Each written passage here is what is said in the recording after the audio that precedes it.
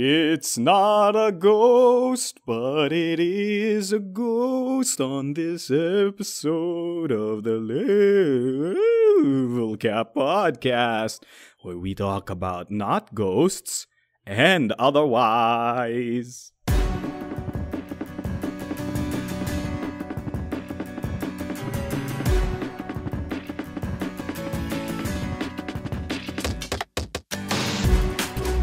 Marco, you're spooping me. Oh man, I spooked you. You know why I spooked you, Brad? Because I'm dead. That's you're a ghost. Yeah, I died. A spooky ghost. Yeah, as we were talking about before this podcast, Brad, I actually died. Sorry, fans. Mark is dead. I'm Ghost Marco. Marco haunts the fan base as a spooky ghost. Brad is often doing what he does the most. Come on, get involved till the podcast here is solved. Hang around with like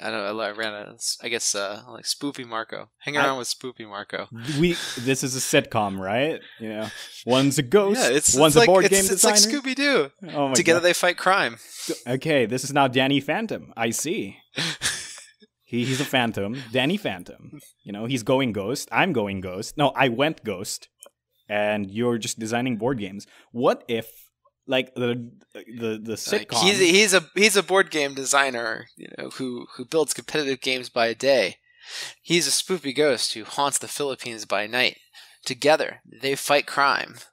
Join us at 6 p.m. on Saturdays. Yes. Okay. Somebody write a theme song, make the fan art, you know. Well, gosh, it's called Spoopy Marco Brad. Spoop Busters. The Spoop Zone. Spoop Zone. Wow. Okay, welcome to the Spoop Zone, everyone, and we're going to have a wonderful docket for all of you tonight. We're going to be talking about some Level 99 Games news, Level 99 Games facts, tidbits, as well as answer some of your burning questions. Burning Upper! Sorry. I don't know where that's from. Yeah. Where's Burning Upper from? I'm not sure, actually. I only know Buster Wolf. Sorry. Yeah, okay. Maybe it's I can't say "Are you okay?" anymore because you're a ghost, so I know you're not okay. Yeah, I'm not okay. Hey, that's very ghostist of you. Ghosts can be okay. Look at Tannis. Okay, fine. Marco, are you okay? Buster Wolf! Buster Wolf! Of course. Every time. All right. So, Brad, let's move on to our first segment, also known as the first question. Brad, I want to ask, what have you been doing? Well, I've been real busy lately. It's been BattleCon Online, BattleCon Unleashed, BattleCon all the time these days. You sound so exasperated by it, though. Nah, it's good. It's really good. I'm enjoying it a lot. I really think things are clipping along. So we kind of I feel like we had a period earlier this year where we kind of just, like stagnated a bit. And I think maybe part of that was because, we were working on these licensed games and the licenses didn't totally come through. And then we're working on, other stuff that just, it's like long-term things. And so you don't see immediate results. But now that we are actually, like, we've launched online and now that we're about to launch Unleashed, things are really happening again. So the tone at the offices has changed, become a lot more lively. Yeah, it sounds pretty good. Are you excited for everything, Brad? What are you most excited for? Well, I am really excited to bring together Unleashed. I think it's going to be a really fun project. People are going to like it a lot. We're going to have some really cool stretch goals planned, and it's going to be great. The biggest problem that I'm working on right now is about like future patching for BattleCon. Right? Like, we're going to post a patch with Unleashed, and it's going to have new cards and stuff. But what about people who missed that Kickstarter? It's not okay for them to not have access to, like, a tournament copy of BattleCon. So I need to come up with some ways to make sure that they can get the game. Brad, the obvious and easy answer is that all of the cards are shipped with just the character art and no text. And it's printed on, like, clear whiteboard acrylic, like, stuff. That way you can just whiteboard marker all of the text onto your card. I'm a genius. Pay me all my royalties. I do like your idea, Marco. But I just feel like maybe the emperor will want his clothes back, as they say. Oh, And shipping a blank game is it's not necessarily a sound business decision unless you're 100 blank white cards. Hey, Brad. Sometimes it's all about the marketing. It's not a blank game. It's a living game, if you think about it. Is it about the marketing, or is it about the marcoting? Oh, my gosh. What have you been doing, Marco? Oh, my gosh. Brad, I have been watching a lot of stuff with my mom. We've been watching series with each other, Netflix series, specifically Grimm. Oh, yeah? Grimm is great. We're almost at the end of it. Okay. Yeah, it's pretty interesting. But the big thing is what I'm excited for are two things. Number one, I finished Spider-Man, so my life is now empty. Oh, wow. Okay. And there's a void in my heart. I think Spider-Man's one of those games wherein you have to do all of the side missions, because if you just hard go to the main story missions, you're gonna breeze through it like I did.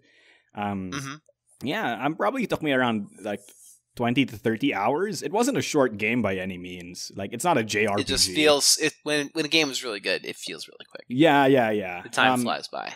I was actually playing it on the hardest difficulty available, and basically it meant that I would die every combat encounter until I figured out the cheat, and I think I really like the way they ended up implementing how Spider-Man works, because remember how I was hyping up how it's all about, acrobatic combat and all of this stuff? Yeah. And in the harder difficulties, I figured out that punching things isn't actually the best way to do stuff, because at the end of the day, Spider-Man's biggest power is the fact that he's a genius, so most of the time, the best way to deal with problems is to just use any of the gadgets that they provide you and, web up an entire, 6-man group rather than having to just fight them. You just web them all up and they all get quote-unquote, killed because they get stuck to a wall by the web. That's it. Sometimes, heading into the battle is not actually a good idea, and just, throwing bombs at people. That's good. That's good, because that's really Spider-Man. Spider-Man doesn't do a combat encounter every 3 panels, right? He webs a bunch of guys and then he goes on to fight the big bad. He doesn't actually resolve any of these combats because he's not going to be there long enough for anybody to break out of the webs. Exactly, and I think that's such a cool idea. And oh my gosh, when I figured out that was a strategy that you could do rather than just punching people all the time, an enemy that would usually take me 10 seconds to beat literally only takes me 2 seconds to beat now, because I figured out that just webbing him is way easier than punching him. And that's just so cool. That's such a Spider-Man thing to do. My second thing is I'm really excited for this new Netflix show called The Dragon Prince. And I have been hearing mixed reviews, and hopefully the show delivers, because it's riding on the shoulders of something really big. It was actually a new show from the guy or the people who wrote the original Avatar: The Last Airbender. So, okay. Yeah, so that's a lot of promise, right? And if you're saying that this is from the guy who made Avatar: The Last Airbender, or the girl or whatever, right? It means person. There you go, the person. Sorry, I lost my train of thought. But yeah, it's a big thing. It's a big thing, right? That's a lot to say. When you say look forward to. Something to look forward to, but the trailers have not been very promising. This is a big problem for me. What's this thing called? The Dragon Prince.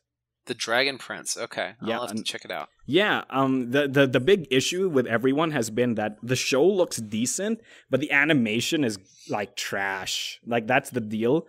And half of the appeal of Avatar is that the animation's amazing, right? The writers can't help you with that. Yeah, if exactly. If you're excited about the writers, then that's not going to improve your animation quality. Yeah, so at the end of the day, I just hope the animation isn't so bad that it ruins the story. Because no matter how good your story is, if it's not presented in a way that's appealing, then I think that's also kind of a failing on the writer's part, right? I guess. I'm not sure if it's their fault, but if the writer's vision isn't brought to light, then somebody has failed and the show has failed, right? So no matter how good your writing is, if the cinematography and everything isn't good, then the story doesn't shine through, and that's what I'm worried about right now. So that's what I've been doing. Well, it is out now, right? So you can just watch it and see. Oh, I'm gonna watch it with my partner when we go on a date, and by date I mean just stay at home and watch Netflix, because Those are some of the best dates. It's so true. But my love life aside, that's what we've been doing this week. Dear listener, what have you been doing? Have you been doing something very interesting? Have you been excited about the upcoming project that we're about to talk about in the next segment? Who knows? Well, tell us in the comment section down below and tell us if you want us to play a certain game or partake in a certain piece of media, and we will attempt to do that as soon as possible. Let's move on to the next segment, also known as the second question.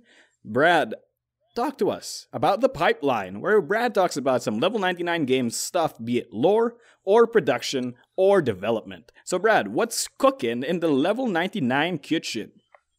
Hey, well, things are like I said, things are coming along for BattleCon Online, BattleCon Unleashed. That's been our big push lately. Me and Chad were up pretty late, as were Laura and Daniel, and we were all working with Cameron, who was up early to work on BattleCon Online. And so we spent most of last evening working on BattleCon Online, getting our patch ready for today, which will be yesterday when this episode comes out. So if you're listening to this, hopefully everything went successful and the new patch is out. So I could tell you, so we had some surprising bugs and issues and requests in BattleCon Online. Okay. And I thought it might be interesting to talk about those, because there's a lot of things people don't think about, but then when you release a game, you're like, oh yeah, well, it was obvious somebody was going to have this issue. Okay. So the biggest complaint that we actually got for BattleCon Online on launch was the login and account creation. Oh, I can definitely agree, yeah. So, currently, you have a battleconnection.com account, and that's where all your Kickstarter rewards and extra stuff are. So, we decided to, to have people get into the app, authorize their account, which links up the two, so they get all their rewards, and then start playing. And so, a lot of people, they download the game, they don't have a Battle Connection account, they see that they have to go to a third-party site and make an account, and they uninstall the game. This is way more common than you would imagine. Mm-hmm. And so what we've done is, in the next update, which will be launching, we've removed that login path. So now when you launch the game for the first time, you see two boxes, and one says link my existing account, the other says just play. And if you click just play, then it just makes an account for you and starts playing automatically. I like that. And then later on you'll be able to link your account. We don't have the linking feature yet, but we plan to give out some reward when you link your account, and that'll allow you to recover your account or to use it on multiple devices, or et cetera, et cetera. Because until you actually finish creating your account, you can only play on one copy of Steam when you use that stub. It's not cloud saved or whatever. Yeah, it's not cloud saved. It's saved with I probably shouldn't talk too much about the technical side of things, but it's it just becomes bound to your Steam account, basically. I see. Okay, so that's one. Yeah. So that was the main thing that people requested a lot.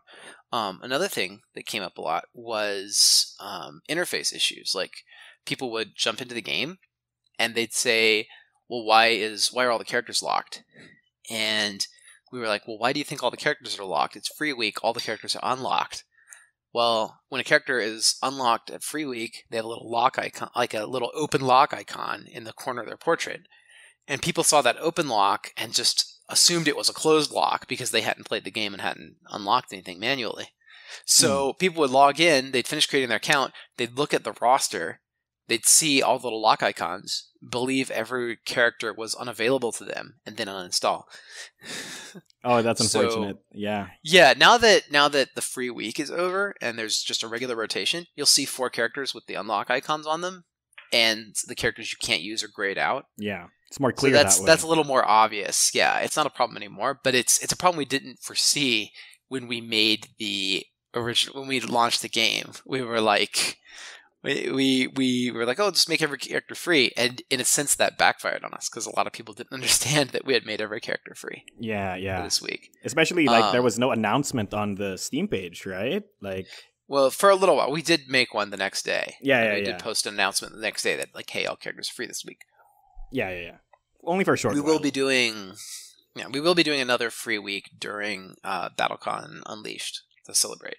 Nice. So look out for that.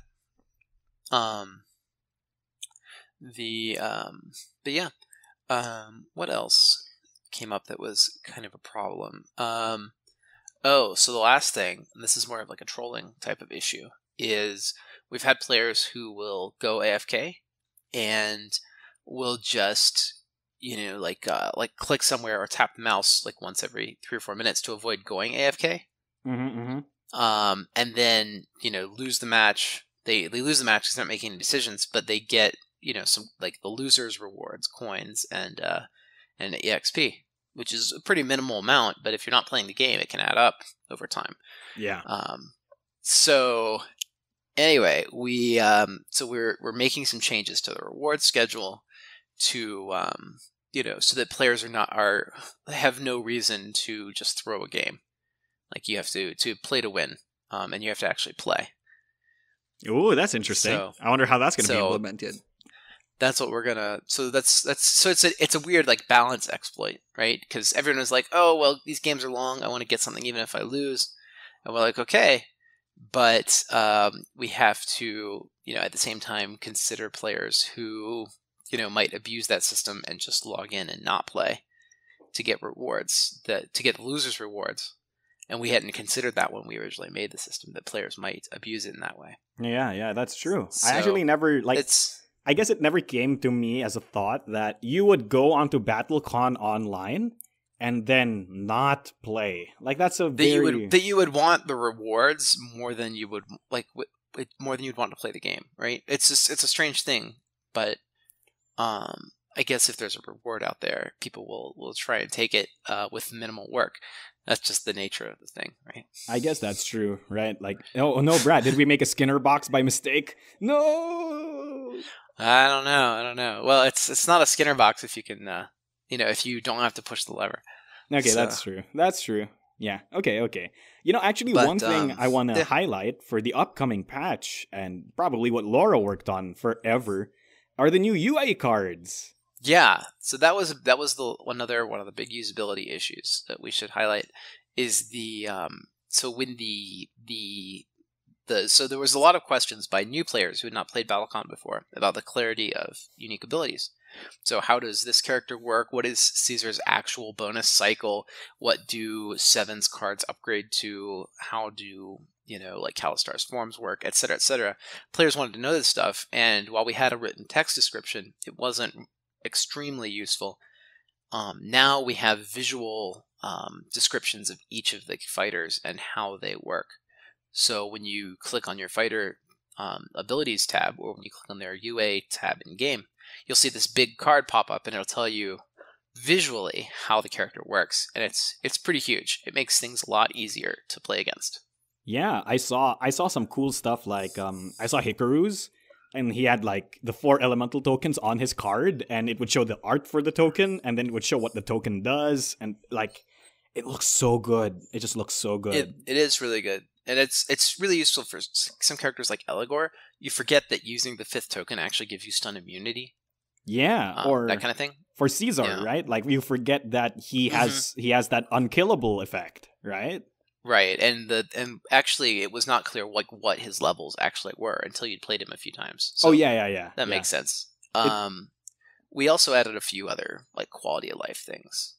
For example, like when a player had an ignore, push, or pull effect, your push or pulls against them would just fail silently, and you wouldn't necessarily know why unless you read their cards real carefully. So now we have a pop-up at the start, as a reveal trigger, that says, hey, you're immune to push and pulls this turn. And then it goes away. It doesn't do anything, but it lets the player know, hey, this is a thing. Also, if you have stun immunity, the box on, the stun guard box on your character will change from a number to the letters SI. Thank you. Know that you're stun immune. That's awesome. I like that. I like that change. Yeah. So a couple changes like that. Yeah. And those should make the game a lot more playable for new players. And we're still working. There's a lot of improvements to make, but it is work in progress, and we are listening and reading all the comments and integrating everything that we can. Yeah, as a guy who doesn't actually actively work on developing this game, I have to say from an outside point of view, Game's going great. I love all of my experiences with it, despite the fact that like 80% of my games are just with one character. It's fine. It's great. It's fun. You still maining Riflum? Yeah, that's why my win rate's stuck at 55. Hey, that's fine. That's fine. Yeah, I mean, and win rates, it's cumulative and everything. We're eventually gonna get ranked in. Like some of the ranked is taking a backseat to some of these important user experience changes. Yeah, like why have ranked if the main game doesn't make sense, right? Yeah, or if new people can't join very well. Yeah, indeed. The other thing we're adding, and I don't think it'll be this patch, but next patch, is redemption codes. So you can log in, put in a code, and get free stuff. And so we're gonna give players we're gonna make some codes that are universal. So if you find things like the secret message in Devastation or in War or Fate, you can type those in and you can get some kind of reward. Or if you are part of a charity promotion or a convention promotion or something, we can give you a custom code and you can get free stuff in BattleCon Online from that. Oh. So we've got some cool plans for all that. Wow, so it hasn't even begun, and we're already doing ARGs. I don't know if promo codes count as ARG. I mean, it's just very light ARG. Very light, very light. No, there's no relation to real life. It's just that in real life you can get BattleCon stuff, which is nothing new. Yeah, but what if there's like a hidden message? See, ARG would be like augmented reality game would be like if winning in BattleCon gave you some kind of real life advantage. Like after winning 100 matches with Riflum, you could do minor alchemy feats. Like that would be augmented reality gaming, but it's not. It's not augmented. Not ARG if you can get something in real life that just unlocks a thing in the game. Isn't that what alternate reality? That's more like games? that's more like augmented gaming reality. Brad, alternate reality games, not reality augmented gaming. How about your gaming experience is augmented by things you do in real life? Reality sitcom about Marco being a ghost. Augmented? How real do we want to? How real do you want to make this? Like, I could commit Sudoku right now. Yeah. Yeah. Marco, the Sudoku ghost. Sudoku ghost. Actually, that's great. I died in a terrible passion. That is why I'm a ghost. I continuously haunt a Bushido sword, named the Kusanagi, and couldn't you haunt a BattleCon board instead and teach the next generation of BattleCon players? I'm a BattleCon ghost. What's it? All the secret ancient techniques of the game.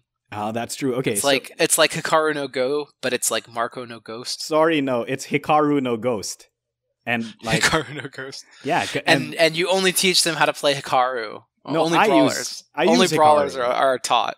No, I use Hikaru. Right? And yeah, and I possess his spirit, and I'm an anime. Good job. We finished this segment. That's pretty much it for the pipeline. Where we find out that not only do we have massive improvements for BattleCon Online, we also found out that Marco has been killed in a terrible passion and is now haunting a board game. Maybe that's why But only in our alternate reality. Yeah. Only in this AU. In this fan AU that we made about me and Brad. If you guys have any other questions about development or any of our games, please tell us in the comment section down below. And now we will move on to the third, fourth, and fifth question. Brad, are you ready for 99 questions, where we take your questions, kill them in a terrible passion so that we may haunt you with answers for all eternity? I feel like the questions are more like the caterpillars, which will crystallize and then emerge as beautiful answer butterflies later on. Is this your segment or mine, Brad? Is this your segment or mine? I guess it's technically yours. Yeah. Well, I guess we'll do it your way, Marco. Yeah, have it your way, Brad. It's Hungry Jack's, also known as Burger King. Burger King. Is it called Burger King or Hungry Jack's where you are? We have Burger King and we have Jack in the Box, and they're two different restaurants. Yes. No, I'm telling you that Burger King is called Hungry Jack's in Australia. Really? I thought that was like a pancake brand. No, Hungry Jack's is literally Burger King. It is the same restaurant, same logo, different words. I see. Okay. I just don't know why. Yeah, we I've have Carl Jr.'s and we have Hardee's, and I've always been confused over whether they're the same restaurant or not. I think they're not. I think they have slightly different menus, but they're definitely affiliated somehow.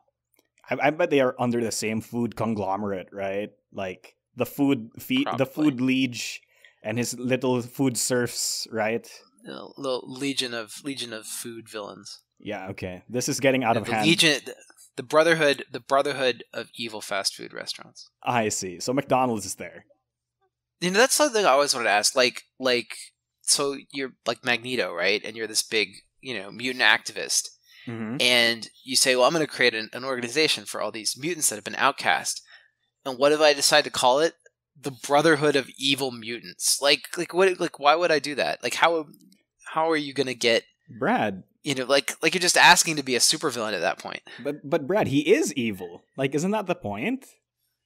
I always thought the point was that he wasn't really evil. He had his own, like morality where he felt that mutants were the future, and and Xavier wanted this like peaceful integration, and Magneto wanted kind of this like mutant superiority, but he certainly didn't see them as evil. He saw them as better. So it would have been like the Brotherhood of Superior Mutants or something, right? That would have made way more sense. Maybe this is just an artifact, because as far as I know, in modern interpretations of the Marvel X-Men universe, they just call him the Brotherhood rather than the Brotherhood of anything. They just call them the Brotherhood. I think that's just lampshading it, right?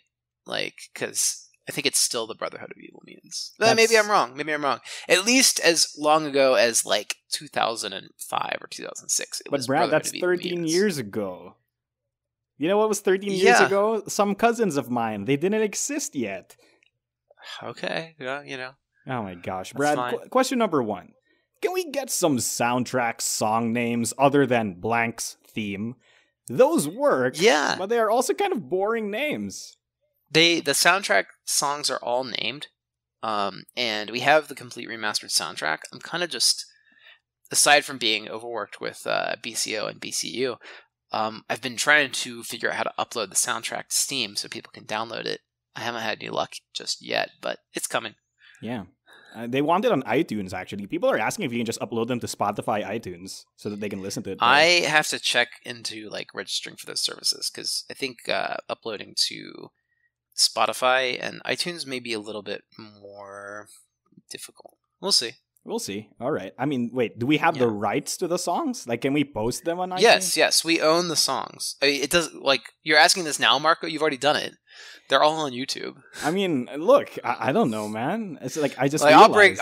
I'm Marco, and I'll break copyright restrictions for YouTube, no problem. But when it comes to iTunes or Spotify, then my moral qualms start to kick in. Then I start to wonder if I really have the rights. Here's the thing, Brad. Here's the thing, right? On YouTube, all I get is a little pat on the, slap on the hand and goes like, hey, don't do that again. And I'll be like, all right, Mom.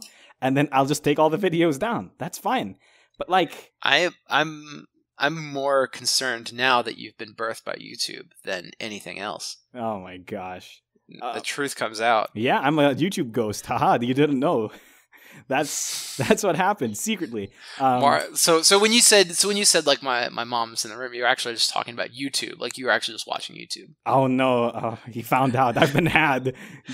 We gotta go, boys. They got us. I've been had.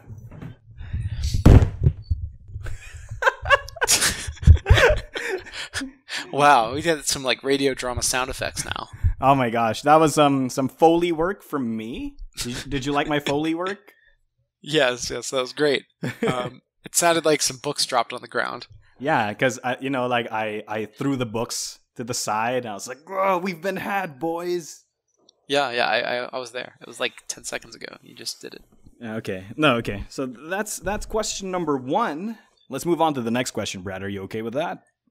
Yeah. Let's go. All right. Are there plans to encourage brick-and-mortar stores to host BCO games in stores, similar to what Hearthstone does with its fireside gatherings? I think it would be cool to encourage folks to tie themselves to a retailer and have an expansion of the OP system to digital. I think that would be really cool. That said, I think that the kind of stores that would do such a thing are not going to be your board game shops. I mean, I'm not in, what's the word? I've never been to one of the Hearthstone fireside gatherings. Yeah. But it seems like they don't happen at gaming stores. It seems like they happen at like cafes or like game cafes or lounges or like, small like big gaming lounges basically. Because people, it's places where you can go and buy drinks and not places where you go and buy games. So the kind of stores that would run the physical organized play are probably not the kind of stores that would run a digital organized play. So I don't know. Maybe. I guess maybe the other thing about it is that it just requires a lot of infrastructure to manage that kind of stuff, and I'm not Blizzard Entertainment. Our current OP is already hard enough to manage, and while it's a good program, the reach is not at where I want it to be. Yeah. So, like, unless level 99 organized play gets really big all of a sudden, we're not going to look into expanding it to digital organized play. So, the answer to this, right, is that it's all the fans' fault because they're not doing it enough. I'm not saying it's anybody's fault. I'm kidding. I'm just saying that I don't know that the market is there for it. And yeah, at any rate, it's way more important that we get ranked play for BCO than that we get like local events started up. That's true. Oh man, I'm so excited for ranked play on BCO. That way we can hide my horrible win rate. Oh me, my. Oh my. Should we take win rate off of people? Because like that was one of the complaints we heard, is that I just started BCO and I got matched with somebody with 300 wins, and so I felt defeated before the game even started. Yeah, so it's kind of I wonder if maybe we shouldn't be telling people that information on the loading screen. Yeah, so that's like kind of split, right? Around, I'd say like 80-70% of the community doesn't like the win rates so much, right? Like they're either neutral or don't want to see it, because again, it just gives that feeling that like, you get just matched with somebody who has 400 games and an 80% win rate, and then suddenly you just like, okay, I might as well concede right now, right? Well, it's kind of an artifact from the fighting game roots.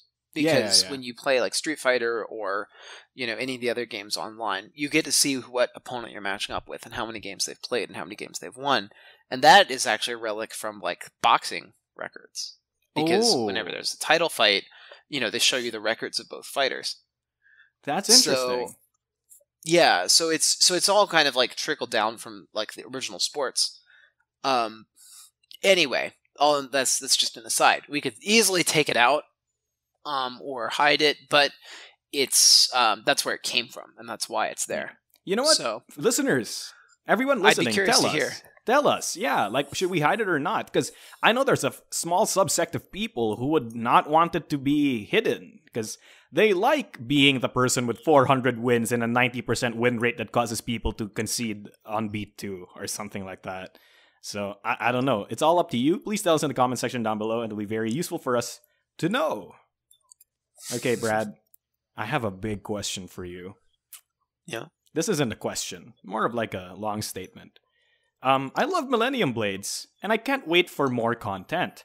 Also, I'd love to see some storage solution for it. There's no good way to store sleeve cards at all. It's definitely a big roadblock for pulling the game out for me. As long as the box can fit on my IKEA shelves, I don't care how big it is. So can we get a storage solution for Millennium Blades? I think it's certainly something that we're thinking about as part of Collusion.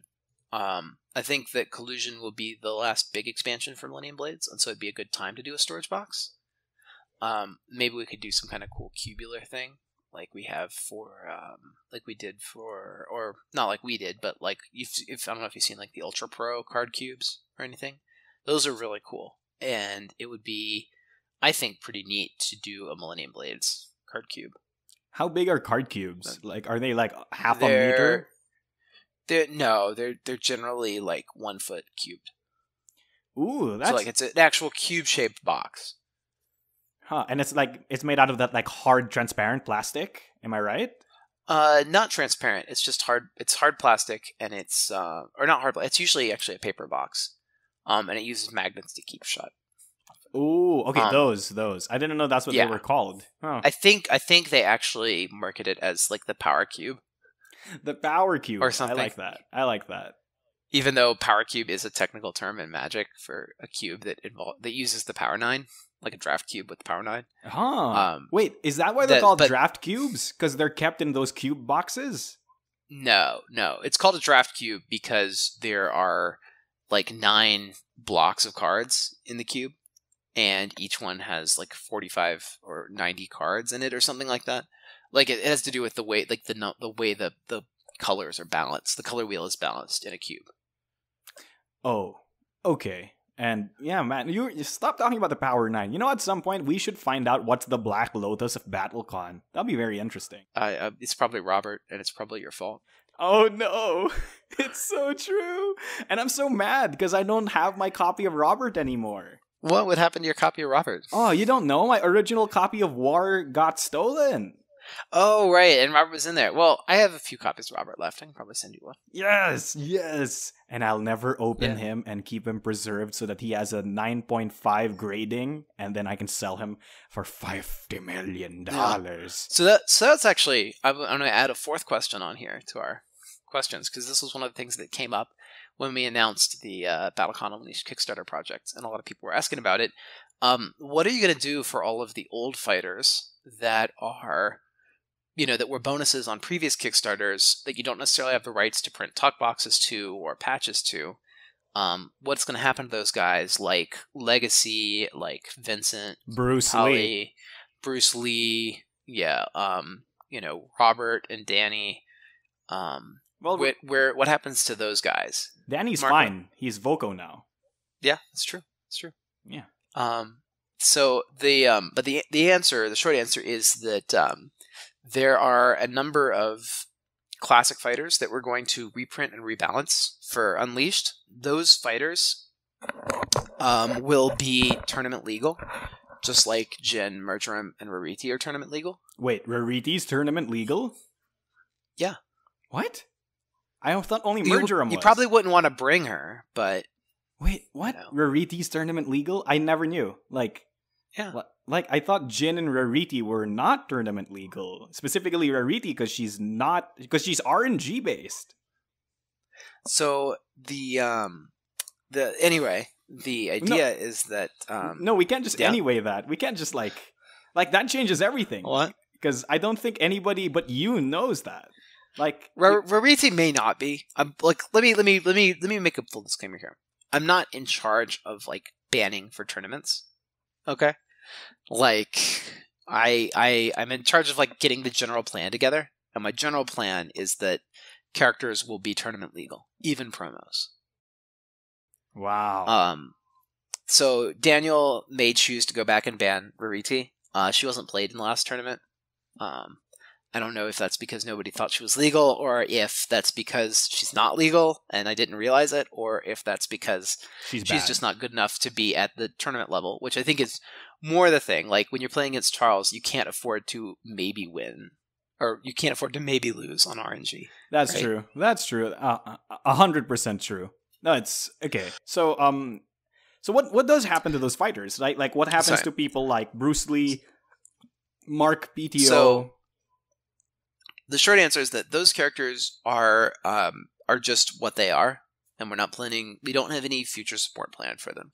So if you have them, then you can play with them, but they're not considered legal for tournaments or for any kind of structured event. The new fighters that we're doing and the reprints of fighters we're doing a reprint of Anath, a reprint of Yula Hikaru, reprint of Klaus and Windhall, of Eliza, of Lucius and Takeshi. Those characters are going to be tournament playable in their new and balanced incarnations, and they're going to have complete kits, talk boxes, everything to go into Unleashed. The older characters that are from previous Kickstarters, if you have them, good on you. We're not going to pull them forward into the next generation. They won't be patched, so they will be a casual novelty item. And I think I hate to say BattleCon was originally designed to be casual, But it was like we didn't anticipate like having like giant tournaments for the game, and so we made a lot of characters that were balanced casually, and it's those characters will will remain as a casual thing that players just won't have to that players can own but not use in tournaments, and that's fine. Yeah, I guess it's kind of like that's a real problem. It's kind of like what you call this, like ban lists in Magic or reserved lists in Magic, right? There's a whole series of cards that were made with anti in mind back when that was a thing, and a lot of players played anti, but of course, like the anti rules are no longer legal, and so they no longer support those cards. But they don't patch them or anything. They don't like oracle the anti text away. Like anti is still played the same way that he always was.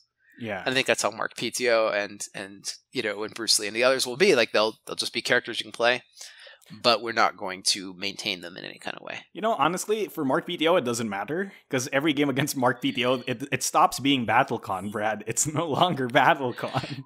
He's a pretty silly character. Oh my gosh. That's why we decided not to reprint them, because we only want to print tournament balance characters now. And, that's true. Mark will never get a tournament balance. Yeah. In case anybody doesn't know who's listening to this podcast or watching it on YouTube, I'm gonna post Mark PTO's like UA card. And for those listening, Mark PTO's unique ability is that he can cheat.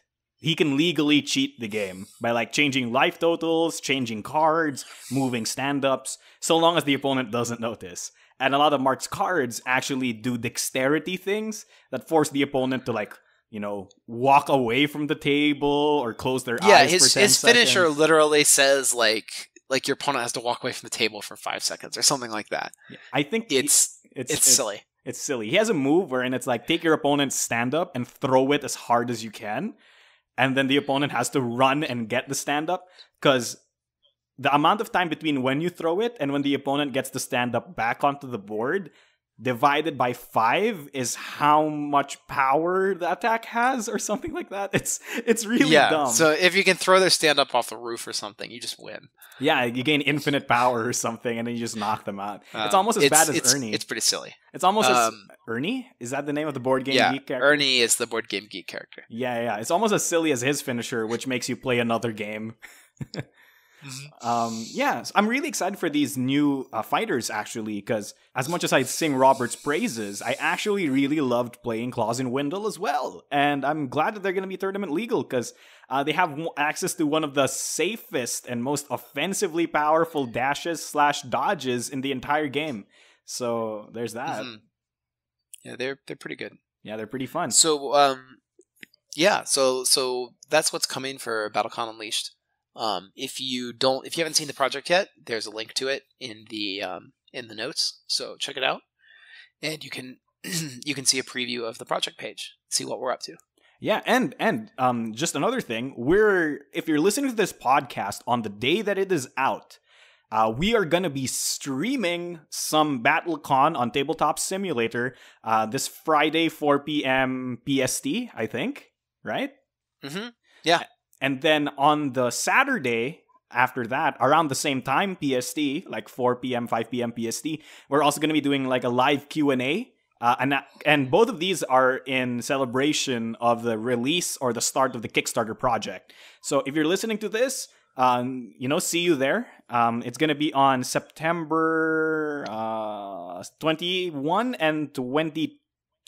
Right? September 21, 22, 4 p.m. PST. It will be on our social medias. The links will be on our social medias, so just follow us on Tumblr, Facebook, YouTube, and you will see them without a doubt. And if you are listening to this podcast not on the day that it was released, don't worry, because throughout the entirety of the project, we will still be doing those live streams and those Q&As. So if you're listening to this on any other day, Friday, Saturday, 4 p.m. PST, we are most likely going to go live, and you're going to watch people play BattleCon, talk about BattleCon, live, breathe, die, bleed BattleCon. Right, Brad? I'm really excited. I'm really excited for the social goals. Like, check out the the way that we're gonna unlock new characters and such for this game, or one of the ways, is not just by people pledging more money, and it's not by people following us on Twitter or Facebook or retweeting or sharing whatever. It's by the social goals, and these are like post a fanfic, post a fan art, do a cosplay, make a custom fighter, host an event, or write a guide. Ooh. Like those are the ways that you help the project with its social goals, is by actually like doing stuff like fan community stuff, and not just by like clicking on links. So I'm really excited for those changes. Yeah. Can I submit? Can you submit? Yes, absolutely. Every single person, no matter who you are, can submit one thing in each category. That's pretty awesome. I'm waiting for your cosplay, Brad. You bet. My cosplay? Yeah, yours is I'll easy. I'll cosplay Toltan the Bard, yeah. Exactly. It's literally just what you wear when you go to conventions. So all you got to do is find an Indiana Jones skull, right? And like bring that with you. And that would be the perfect cosplay. So yeah, that pretty much does it for this episode of the Level Cap Podcast. As much as I would like to keep going, Brad is a busy man and I'm a sleepy boy. And we all have lives to get back to. Hopefully, listener, you enjoyed listening to this podcast. And if you liked it, please share it with a friend. Like, comment, subscribe, whatever. It doesn't really matter so long as you enjoyed. Now, if you hated it and you're still listening to it, good job. Share it with an enemy so that they can hate it too, or something. I don't know. Brad, why do you always throw this in, Marco? Everyone loves the podcast at this point. Are you sure? Like, we've been doing it so long; it's universally acclaimed. Yeah, universally. I'm sure. If I ask George R.R. Martin, would he say, "Ah, yes, the Level Cap Podcast. I like that. Fine gaming entertainment." That's what he would say. It's like the Level Cap Podcast. It's choice. I would recommend it well beyond Game of Thrones. Yeah, Game of Thrones? What kind of loser wrote that? Oh wait, that's me. Okay, so if you, I'm sorry, what just happened there? Yeah, all right. So yeah, the intrigue between Marco and Brad is way deeper than any intrigue in Game of Thrones. I really like that part where they said Marco was a ghost. Yeah, that was a real twist. Like. Yeah, George R.R. Martin goes like, I like that because it meant he died. I like it when people die. All right. Well, thank you everybody for listening in this long, and I look forward to seeing you on BattleCon Unleashed this Friday. Yeah, and as usual, it has been me, your host, Marco DeSantos, also known as Mechanic Rick, and with me has been my wonderful co-host, President, CEO of Level 99 Games himself, Brad Talton. And as I hope you guys all enjoyed, and thank you so much for listening, and thank you, World of Indians. Thank you, and good night. Happy gaming.